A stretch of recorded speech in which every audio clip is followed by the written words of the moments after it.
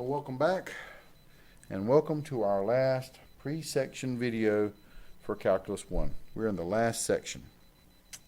The last section deals with antiderivatives, the idea of going backwards. All semester long, we have been giving you a function, asking you what is the derivative of this guy. Granted, we've been doing word problems and stuff in terms of calculate the rate of change of this particular function through word problems and related rates, optimization, take derivative, set equal to 0. But it's always the idea that we give you the function and you take the derivative using all the derivative rules you have memorized. But now we're going to be starting to work in reverse. And this is where Calculus 2 really begins at. The idea of the antiderivative. So this time, we're switching up the game. This time, we are going to be giving you the derivative and asking you what the original function is. It's called the antiderivative, or pretty much going in reverse. So, for example, the derivative of x squared is 2x. Therefore, the antiderivative of 2x is x squared plus c. Why plus c? Because the derivative of a constant is 0. So the antiderivative of 0 would be just a constant, but I'm not sure what that constant is going to be. So anytime you're doing antiderivatives, you always have this plus c aspect for the ability to take the antiderivative of a constant, antiderivative of 0, which gives you the constant. So it is, again, the whole idea in general, reverse of the basic rules of differentiation. So as there were rules for all the derivatives you have memorized, there are rules for all the antiderivative, and another word for antiderivative is the word integral. The integrals of this thing. So when you hear the word integral or antiderivative, it means the same thing. So the integral or antiderivative of x to the n dx is, well, let's think about this. The derivative of x to the n was n out front, x, and then you subtract 1, n minus 1. But now that I want to go in reverse, I want to do the exact opposite. The exact opposite of subtracting 1 from the exponent would be adding 1 to the exponent. And the opposite of putting it out front as a coefficient would be putting it to the denominator as a coefficient. So the antiderivative or integral of x to the n dx would be equal to x to the n plus 1 over n plus 1, add 1 to the exponent over add 1, plus c, because every function has a plus 0, so the antiderivative of 0 is where this plus c thing comes from. And this formula works for any, it's called the power rule, for any x raised to any power except negative 1. We'll talk about him in just a second. So let's look at some of your other basic rules here. Well, since the derivative of e to the x is e to the x, the antiderivative of e to the x is also e to the x. This would be the integral or antiderivative of e to the x with respect to x. This is what the dx stands for. With respect to x. That tells you what the variable is in your particular problem. So if I integrate integral of 5 dx, that's going to be 5x. So I can write down another rule here. The integral of a constant dx is equal to a constant times x plus c. But that at least told me what the variable had to be. I can also have dt's on a problem, so the t is going to be a variable. Or later on, we get you into Calculus 3, we'll have multivariable calculus, and this will tell me what the variable that I'm interested in. So whether it's x, y, z, t, w, whatever. So the integral of e to the x dx is e to the x plus c. The integral of a to the x dx, a to the x with respect to x, so x is my variable, would be a to the x divided by the natural log of a plus c. Well, since the derivative of the natural log of x is 1 over x, therefore the antiderivative or integral of 1 over x dx is going to be the natural log, and officially we write absolute value to remind us we can only take the natural logs of positive numbers, plus c. If you'll notice, this is when x is equal to negative 1. If you clean this up, 1 over x, same thing as x to negative 1, so that's a special rule. That's one we put up here, as long as x was not, as long as n was not equal to negative 1. Also, don't forget those little arctangent formulas. So the derivative of arctangent of x is 1 over 1 plus x squared. Therefore, the antiderivative of 1 over 1 plus x squared dx is the arctangent of x plus c. The derivative of the arcsine of x was 1 over the square root of 1 minus x squared. Therefore, the integral, antiderivative, integral of 1 over the square root of 1 minus x squared dx is the arctangent of x plus c. So really, I have all these rules memorized from the derivative. I'm just rewriting them in an antiderivative fashion, and that's what this section is all about. Also, you got your 6 trig functions here. Derivative of sine of x was cosine of x. Therefore, the antiderivative of, or integral of the cosine of x dx is the sine of x plus c, rewriting the form in reverse. Therefore, the integral of sine of x dx is equal to negative cosine of x dx. The integral, or antiderivative of secant squared of x dx is equal to the tangent of x plus c. And let's just remind ourselves, the derivative tangent of x is secant squared of x. Therefore, the antiderivative, or integral of secant squared of x dx is back to tangent of x plus c. The antiderivative, or integral of secant squared of x dx is equal to negative cotangent of x plus c. Since the derivative of secant of x is secant of x tangent of x, therefore the integral of secant of x tangent of x dx is equal to the secant of x plus c. It's all my derivative rules just written in the antiderivative format. And last one, the integral of secant of x, integral of cosecant of x cotangent of x dx is equal to negative cosecant of x plus c. This is classic proper notation, and when you're doing antiderivatives, don't forget to put that old plus c on there. So, let's see if we can take these rules and apply them. Now, first one, try to make it pretty simple for you. So, here we go. Examples of the, find the antiderivative for the following function. So the antiderivative would be antiderivative or integral of 5x cubed minus 15x squared plus 14x minus 7 dx, because x is my variable of my function here. So this is what the dx tells me back here. Now, just like with derivatives, when I took a derivative of a bunch of things being added or subtracted, I took derivative of each one. When I take the antiderivative of a bunch of functions that are the terms that are being added or subtracted, I take the antiderivative of each one. That'll be the integral of 5x cubed dx minus the integral of 15x squared dx plus the integral of 14x dx minus the integral of 7 dx. Now let's integrate. Integrating this thing, constants hold over, just like with derivatives. Leave the constant. You're integrating x to a power. Remember, the rule for x to a power is you add 1 over add 1. So this will be x to the 4th over 4. Again, there'll be a plus c, but there'll be a plus c for each term. So a constant plus a constant plus a constant plus a constant. At the end of the day, will be just one big constant. We'll put one big plus c on this thing. Minus 15 is a constant, hold over. What's the integral of x squared? Add 1 over add 1 is x cubed over 3. Plus 14 is a constant, hold over. This is x to the first power. Integral of x to the first power, add 1 over add 1, x squared over 2. Minus, and the integral of 7 dx, and I wrote that special rule up here, integral of a constant dx is just a constant times x. So the integral of 7 dx is 7x, and plus c plus c plus c plus c is one big plus c. So this is equal to 5/4 x to the 4th minus 15 divided by 3 is 5, x cubed plus 7x squared minus 7x plus c. And you're taking your first antiderivative. Now, if you really wanted to double check yourself, because new rules and the like, you can take the derivative of this term, of this function, and you should get this answer back again. Well, let's see. 5/4 x to the 4th. Derivative of that, bring down the 4. The 4's cancel, and x to the subtract 1, 3. That'll be 5x cubed. Minus the derivative of 5x cubed is going to be 15x squared. That matches up. The plus the derivative of 7x squared is going to be 14x. That matches up. The derivative of minus 7x is minus 7. That adds up. And derivative of constant is 0, so that went away. So when I took the derivative of this guy, I got my original answer back. It's a great way of checking. But just like with derivatives, antiderivatives have the same rule. So let's apply this. We're supposed to find the antiderivative of this guy, so we're going to integrate 20x to the 1/2 minus 16x to the 3/4 with respect to x to find the antiderivative.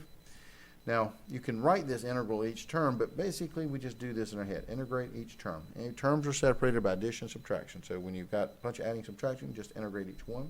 20 is a constant. Constants hold over. What's the antiderivative or integral of x to the half? The rule of x to a power is add 1 over add 1. That'll be x to the adding 1 to a half is 3 halves over 3 halves. We'll clean them up in a minute. Minus 16, this is x to the 3/4. So we add 1 plus 3/4 is 7/4 over 7/4. And you always have, every time you integrate, a plus c, and got multiple terms being integrated, one big plus c at the end. Okay, so, and you can clean this guy up by inverting and multiplying. So when you divide by a fraction, invert and multiply, that'll be 40/3 x to the 3 halves minus, when I invert and multiply this guy, I'm going to get 4 times 16, which is 64. So this would be minus 64 over 7 x to the 7/4 plus c. And there's my solution. And again, if you're, as you start out, the more problems you do, the better and more comfortable you get with this stuff. But if I take derivative of this guy, I'll get that answer back again.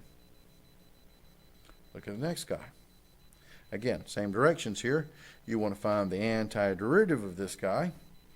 So here we go. We're going to integrate the 5th root of x squared plus 12 over x to the 5th plus 1 over x dx. Well, here's the big rule about this stuff. Clean it up first. Just like with derivatives you had to clean it up, with antiderivatives you also have to clean it up. So I don't do 5th roots. So this would be the integral. 5th root is a 1/5 power of x squared. When you clean it up using your exponential properties, that's x to the 2/5. Plus, I don't like stuff on the bottom. I bring it to the top and make it negative. That'll be 12x to the -5. Plus, now 1 over x is a special function that I have memorized. The integral or antiderivative of 1 over x is natural log of the absolute value of x. So I'm going to leave that guy alone because I know that's a special rule. Now we apply our rules. X to a power, you integrate, you add 1. Adding 1 to 2/5 is 7/5 over 7/5. Add 1 over add 1. X to a power, add 1 to the power over that power. Plus 12 is a constant, leave it alone. X to the add 1. What is plus the -5 plus 1? It's actually -4 over that power, -4. Plus, what's the integral or antiderivative of 1 over x? That's a special rule. That was the natural log of the absolute value of x. And then one big plus c for integrating. Everything has plus 0 times. You always have a plus c. Now let's clean this guy up. When I divide by a fraction, invert and multiply, that'll be 5/7 x to the 7/5. 12 divided by -4 is -3. If I wanted to clean them up, I can just leave them x to -4, or I could put it over x to the +4 if I clean them up. Plus the natural log absolute value of x plus c, and there is my antiderivative. Again, what I'm literally doing here is applying these rules. So just like you had all those derivative rules memorized, you're going to have these antiderivative rules memorized. Well, these are just working these first basic ones. Let's see if we can get some more advanced problems. Okay, take a look at number 4 here. You're supposed to, again, same directions.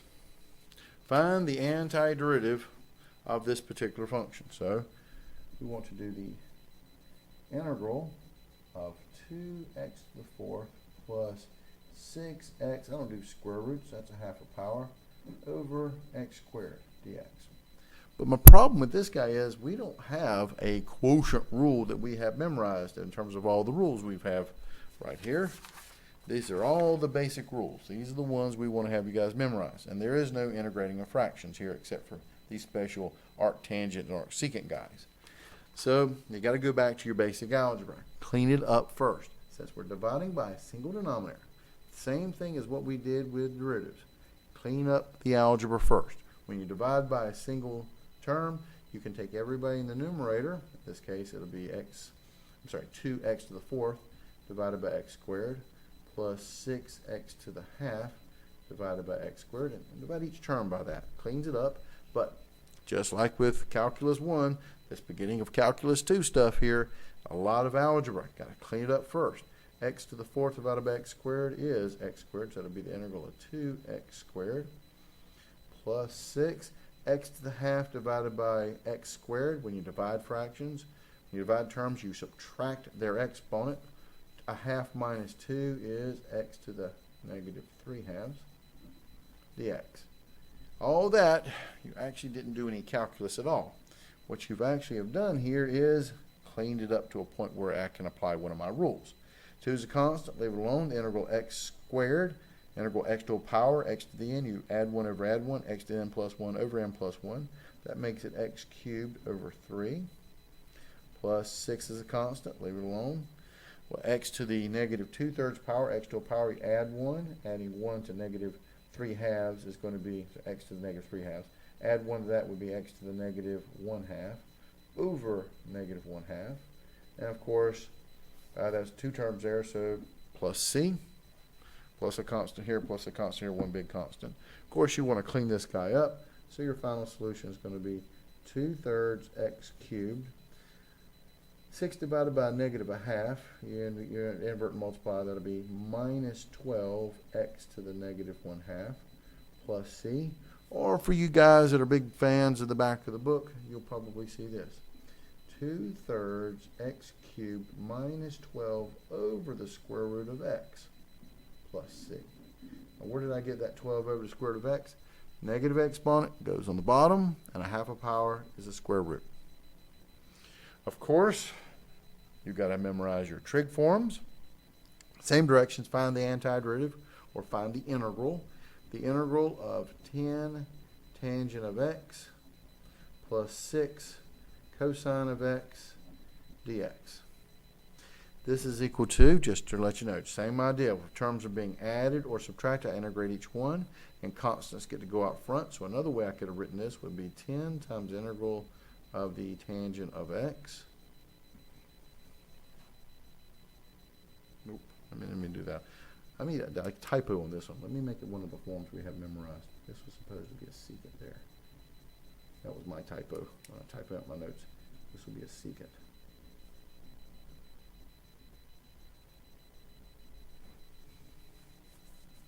Squared. That's what I was after. Of x plus dx plus 6 integral of the cosine of x dx. This was a typo before I started this problem because the integral of tangent isn't one we have memorized. The derivative of tangent we have, but it's the integral of secant squared is the tangent. That's actually what I meant to type up there. So here we go, as we analyze this stuff. So again, it will be a rule that we have memorized. We're just going to go for the basic rules. Calculus 2, the whole goal of Calculus 2 is to get you guys into more and more advanced antiderivative forms as you go through the class. So this is the function was m of x was equal to 10 times the secant squared of x plus 6 cosine of x. Well, and again, just like with any antiderivative, you're going to integrate this guy, and constants go out front, and I can distribute these integrals in the dx's because we're integrating with respect to x here. 10's a constant. What was the integral of secant squared of x? Well, that was the rule that I wanted you guys to have memorized here. The integral of secant squared of x dx is tangent of x, so that would be equal to 10 tangent of x plus 6. Now what is the integral of cosine of x? So I'll go back to my rules over here. The integral of cosine of x is sine of x. And then one big old plus c. So your final answer is 10 tangent of x plus 6 sine of x plus c. Okay? Again, other different ways we could word this. Same directions though. Find the general antiderivative of big F of x. Antiderivative f of x if little f of x is equal to 7 over 1 plus x squared. A little rule about this stuff is this. When I integrate little f of x dx, when you integrate or take the antiderivative of it, you add 1 over add 1. So when you're integrating, you're actually making bigger functions. And we're math people, so don't think too deep in our notation here. So we integrate a little f of x, since you make the function bigger by adding 1 over adding 1 on your general power rule there. That's when we call it big f of x plus c. So here's a general rule that we write with antiderivatives. When you integrate little functions, you get big functions back again, because when you integrate something, you make the function bigger. So all you're really supposed to do with this problem is integrate 7 over 1 plus x squared dx. 7 is a constant. It's on top, but you can pull it out. That'll be 7 times integral of 1 over 1 plus x squared dx. And that's equal to 7 times, now 1 over 1 plus x squared, when you integrate that, that's one of those special rules. It was the derivative of the arctangent. So the integral of 1 over 1 plus x squared dx is the arctangent of x plus c. And this is what they're looking for, and they would call this big f of x equals. Okay? And again, where that rule is coming from is right here. The integral of 1 over 1 plus x squared dx is equal to the arctangent of x plus c. Okay? And let's do one more, and just a little bit more elaborate type of problem that you guys can do, and that is this one here. Find the antiderivative of f of x equals 2x to the 7th minus 4x cubed, and f of 0 equals 9. Something new has been added, and I'll talk about that in a second. But let's do the first thing. Find the antiderivative of this guy. Well, remember, the antiderivative of little f of x dx is equal to big f of x plus c. So, I'm supposed to take the antiderivative of 2x to the 7th minus 4x cubed dx. And what that's going to do, when you integrate a little function, you get the big function back again. So this is what they're talking about. Big f of x, since this was called little f of x, big f of x would be the antiderivative of this function. Well, 2 is a constant, hold over. What's the integral of x to the 7th? Add 1 over add 1 gives you x to the 8th over 8. Minus 4 is a constant, leave it alone. Integral of x cubed, add 1 over add 1 is x to the 4th over 4. And of course, every time you integrate, you get a plus c plus another constant, one big plus c at the end of the problem. You clean it up so you get this. F of x is equal to, well, 2 goes to 8 4 times. That'll be x to the 8th over 4. Minus here, the 4 is canceled. That's just x to the 4th plus c. And there's your answer. But there's this extra little part here, and that's something worth noting here. So every time I take an antiderivative, I get this plus c. But if I want a particular solution, they got to tell me at least one little piece of the puzzle about the original function. Here they're telling me f of 0 equals 9. This information here is to help solve for that plus c constant. What exactly is that constant that you are trying to, every time you integrate, you put a plus c on? We'll plug it in. F of 0 would be equal to 0 to the 8th over 4 minus 0 to the 4th plus c. All I'm doing is replacing x with 0, but that's supposed to be equal to 9. Well, 0 to the 8th is 0 divided by 4 is 0. 0 to the 4th is 0 plus c is c, must be equal to 9. Therefore, your final solution is f of x equals, what was my function? It was x to the 8th over 4 minus x to the 4th plus c, but c is 9. This is the particular antiderivative of this particular function that actually goes through, this is the antiderivative of this particular function that goes to the point f of 0 equals 9. This function here. When I plug in 0, I get 9, and when I take the derivative of this guy, I'm going to get 2x to the 7th minus 4x cubed. We're doing antiderivatives. That's what chapter 4.7, the last section of your Calculus 1, is all about. But it's very important in the sense that this is where Calculus 2 begins. The concept, the antiderivative. And all semester long we work on antiderivative or integrals, get used to being called integrals, and that's what that big elongated S guy is called, the integral of these functions, or the antiderivative of these functions. Because, and like I said before, in Calculus 1, we gave you, here's a function, we asked what the derivative is, and made you do all the applications of that stuff. In Calculus 2, which is what this is the beginning of, we're going to give you the derivative. They give you the derivative and ask you what the antiderivative of. What was the function originally that when I took its derivative, I got my answer. So we're working backwards now. So I hope you enjoyed Calculus 1. Like I said, this is the last section, so study hard, and we'll see you in Calculus 2.